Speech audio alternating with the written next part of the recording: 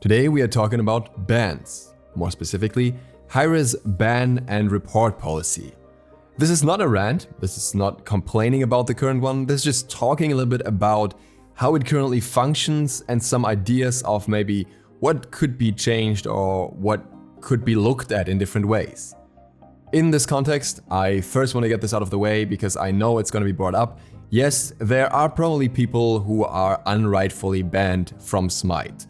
And I know that a few of those have contacted me in the past, but my impression so far is that it's not an overwhelming amount, considering the amount of messages I've gotten in that regard. Unfortunately, I have no way to verify if those bans were unjustified or justified, so I can't help you with that. If you want to, you can share your story in the comments down below, but at the end of the day, no one knows if you're saying the truth and it will not get you unbanned. Just to have that cleared out once. And with that, let's start with a little story that is the reason that got me thinking about this in the first place. So recently I was playing a game of Conquest and I was doing pretty well, but one of my teammates didn't really think I was doing well at all. Specifically because I didn't gank his lane very often, he would BM me quite a lot throughout the game, and I just kind of rolled with it and let him write his insults and whatever, and I was not too phased really. I just thought it was kind of weird because he was blaming me for apparently losing us the game when I actually ended up with significantly better stats than him overall. I ended the game 25-5 and we actually won the game, so really there was no foundation to what he was claiming here, but that wasn't really the point. The point was that he kept insulting me throughout the game. Of course, that bothered me, so what I did in the post-game lobby is I asked the enemy team to report him. I explained the situation briefly, I explained why I thought that he would deserve the report, and he then even insulted me in the post-game lobby, kind of proving that he definitely deserves a report, and that was that. We reported him and would have moved on. Then one of the players on the other team who had written that they had reported him was kind of concerned because they had received a notification for being reported themselves. Now he said he hadn't written anything in the entire game, he hadn't BM'd at all or anything, he simply wouldn't use chat at all, and he now had a report. What most likely happened here is that the person that he reported, which we asked him to report, and the friend who were pre-made together probably both reported him, and that's when he got the notification. If that's the case, then of course from that report nothing should be happening. I'm sure there are cases where something still has happened, but technically and in most cases nothing will happen if a report doesn't have any value to it, if there's nothing that the person has actually done. I am fairly certain of this because I know that a lot of players have a high amount of reports that never really mattered because they were not any offenses against the rules of the game. Yet this player was very concerned, and that was for a good reason.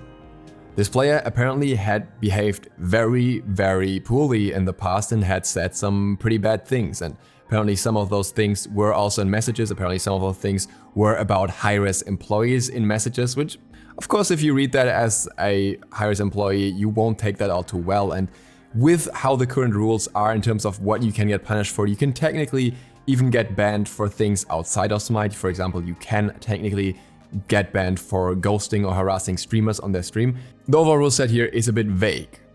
I think this is mainly so that HiRez can ban particularly bad cases that don't really fit into the rest of the scheme, so I'm fine with that. But obviously that could also imply that somebody gets banned for writing bad things about HiRez employees in in-game chat messages if the things are bad enough and would warrant a ban under certain conditions. Doesn't actually matter that much if that is the case, if the ban was actually for that or something completely different, but either way, this player said that he was basically on his last strike. He had his 4th offense, he had his 30-day suspension already, and the next strike that he would get would be a permanent ban. And I thought that it was rather unfortunate that in these circumstances, he would have to worry about getting banned. Now, of course, he's done a lot of bad stuff. He would deserve a ban if he keeps BMing people. But if he specifically chooses to not use chat anymore so that he doesn't BM, yet is in the risk of getting banned through fake reports, even though the risk is super minimal, it's kind of annoying. Sure, if you get a 24-hour ban for something that you didn't do, you would definitely be pissed off as well. But it would also be a 24-hour ban. you could play again one day later and it's not gonna drastically impact your Smite career or whatever. But if the result is that you can never play Smite again ever, that's a bit of a different story. On the other hand, I've seen quite a few cases of people behaving very, very, very poorly, to put it nicely, and those people not being banned for very long because they were on their early offenses. And in that context, I actually want to go through HiRez's ban policy here briefly. There is a long description on HiRez's website. Most of you probably aren't aware of that, but it's as follows. What is HiRez's policy on bans and suspensions? For online games, community is everything. In real life, when people gather in a neighborhood bar, a loud belligerent blowhard makes you want to leave the bar. So you expect the bouncer to throw him out. You can go to a public place for freedom of expression.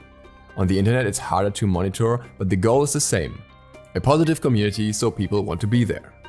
We track and manage various in-game offenses in our game to try to maintain a fun, friendly in-game community. We apply suspensions for any of the following offenses: leaving, harassment, intentional feeding, and chat spam. The last point here is already somewhat interesting to me. You can actually get banned for spamming chat. I wasn't aware of this prior to making this video, and I think it's a bit strange, to be honest. It's annoying, yeah, sure, but you can just mute the person. It's not nearly the same and not as hurtful as harassment or as frustrating for your team as leaving, but I guess it's a reason to ban someone. And apparently in that context, even VGS spam can technically get you banned. First offense, 3-day suspension. Second offense, 7-day suspension. Third offense, 14-day suspension. Fourth offense, 30-day suspension. And then the fifth offense is the permanent game ban. Or in other words, 3 days, 1 week, 2 weeks, 4 weeks. Any of the following offenses result in an immediate permanent ban: hacking, fraudulent purchases, impersonating a HiRez employee, account sharing, or real-life threats. Now, account sharing is specifically important for people abusing this in the context of grinding up ranked or for SPL players and that kind of stuff. I think it affects the normal players less. The rest is mostly your usual stuff. Real-life threats, of course, and anything that takes money from HiRez as well as pretending to be HiRez. Account sharing will result in a permanent ban on the account that was shared, as well as a normal suspension as described above for the main accounts of any players that use the shared account. Any of the following offenses will result in a suspension, which will be your only warning: abusive language that targets race, belief system, sexual orientation, specific groups of people, or language that encourages or promotes suicide or real-life harm. Future offenses of this type will result in an immediate and permanent ban. And then the rest is just going through that it's human reviewed, blah, blah, blah.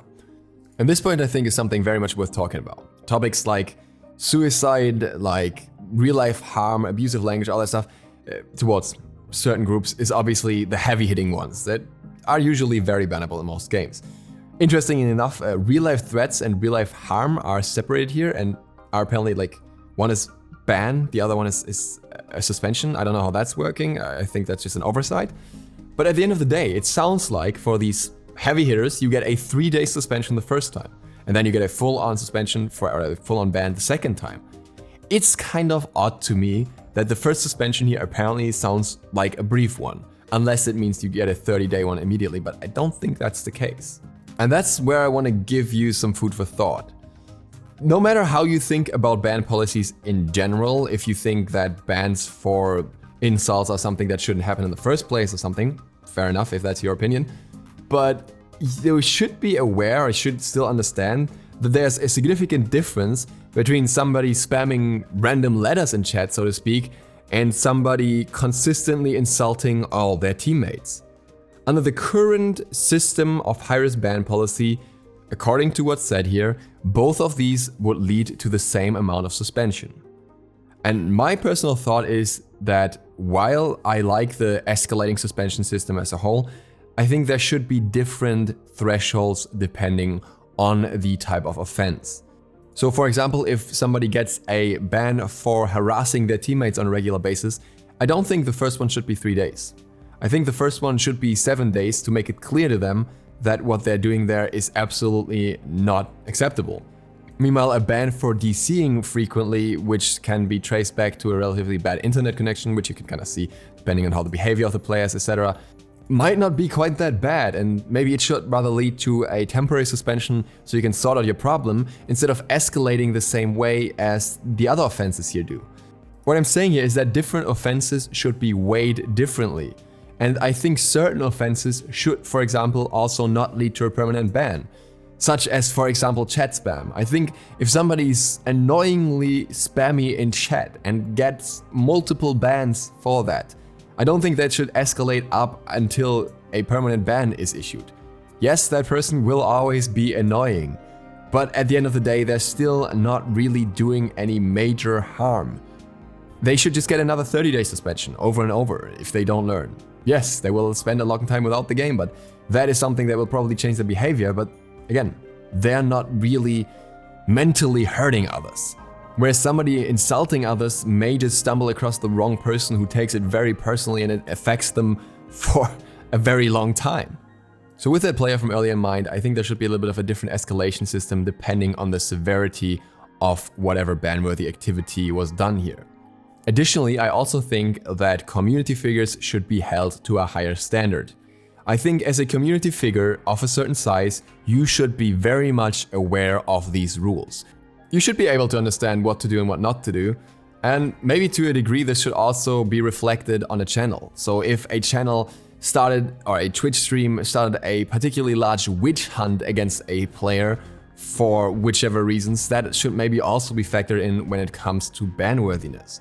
I'm not saying every single message of content creators should be analyzed in depth, but rather see if they are generally following the code of conduct within the game especially, but then maybe also if outside of the game they're not doing drastic things that go completely against it. As such, I think community figures should have more drastic bans from the start, from the first offense, to make it very clear that they should not behave like that, with a quicker escalation as well. Because if community figures are not able to set a standard, then how can we expect others to follow them? And this includes me. I've not been completely clean in my chat history throughout Smite. I'm definitely watching my words a lot more now than I used to. I was never super aggressive or excessively harassing, but I've definitely toned it down from how I behaved in earlier times. So of course these rules would apply to me as much as they would apply to everyone else. And on a small side note, I think it would still be cool if we would get a report option for feeding, not intentional feeding, or playing badly, so that people could just use that option to vent and that report would just go void, because it would take workload off the report team and just send those into nowhere, but people were able to vent that way instead of going through intentional feeding and then people having to figure out if it's really intentional feeding and whatnot. And with that, thank you guys so much for watching. I hope this was interesting and insightful. Feel free to give me your opinion in the comments down below. And also, I quickly wanted to thank you guys for the support on the last video. The amount of likes has not gone unnoticed. So, as some of you said, I will probably do some reminders for liking the video in the future, but it will not be anything intrusive, maybe just a quick pop-up or something at the bottom. Just a reminder, in case you're one of the people that easily forget. Again, thank you very much for the support, it means a lot to me. If you're new to the channel, feel free to smash that subscribe button, and other than that, see you for the next one tomorrow. DukeSloth, out.